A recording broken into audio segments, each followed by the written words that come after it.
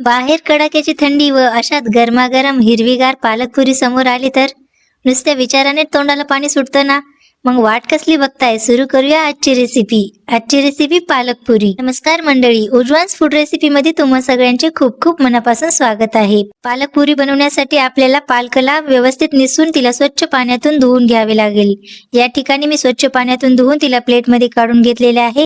आता आपण स्वच्छ धुतलेल्या पालकाला बारीक बारीक साईज मध्ये कट करून घेऊ. कट केलेली पालक मिक्सरच्या भांड्यामध्ये टाकून त्यामध्ये 5-6 पाकळ्या लसूण, 4-5 पाकळ्या हिरवी मिरची टाकून तिला मिक्सर वाटे पेस्ट करून घेऊ. या ठिकाणी मी मिक्सर वाटी काढून पालकाची पेस्ट तयार केलेली आहे, ते तुम्ही पाहू शकता. आता आपण पीठ चुरून घेऊ. पुरी बनवण्यासाठी मी या ठिकाणी 1 वाटी गव्हाचं पीठ, 1 वाटी ज्वारीचं पीठ, 1 वाटी बेसन पीठ व 1 चमच जिरे, 1 चमच ओवा व 2 चमच लाल तिखट टाकून घेतलेले आहे.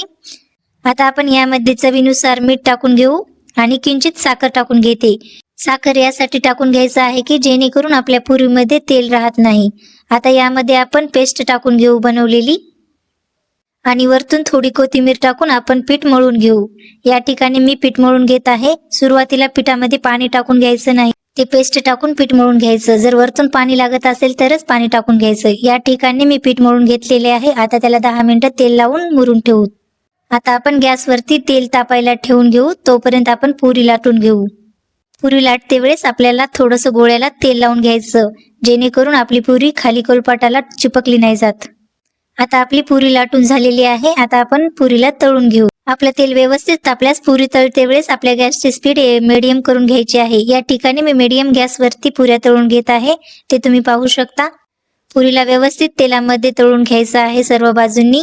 या ठिकाणी तुम्ही बघू शकता आपली मस्त अशी हिरवीगार पुरी बनलेली आहे. आता आपल्या मस्त गोल गोल पुऱ्या लाटून झालेल्या आहेत. त्या सर्व पुऱ्यांना आपण एक एक करून तेलामधून काढून घेऊ. बऱ्याच मुलांना पालकाची भाजी बिलकुल नाही आवडत. जर प्रत्येकाच्या आईने जर त्यांना अशा पुऱ्या बनवून दिल्या ना, ते मुलं आवडीने खातील. चला तर मंडळी, तुम्ही पण अशी पालकपुरी नक्की एकदा ट्राय करा. पालकपुरी तुम्ही लोणचे, दही किंवा सॉस सोबत देखील खाऊ शकता. बऱ्याच जणांना बटाट्याच्या भाजी सोबत पुरी खावीशी वाटते. पालकपुरी देखील तुम्ही बटाट्याच्या भाजी सोबत खाऊ शकता. सांगा तर मंडळी, कशी वाटली आजची हिरवीगार पालकपुरी? एकदा नक्की तुम्ही पण ट्राय करून बघा.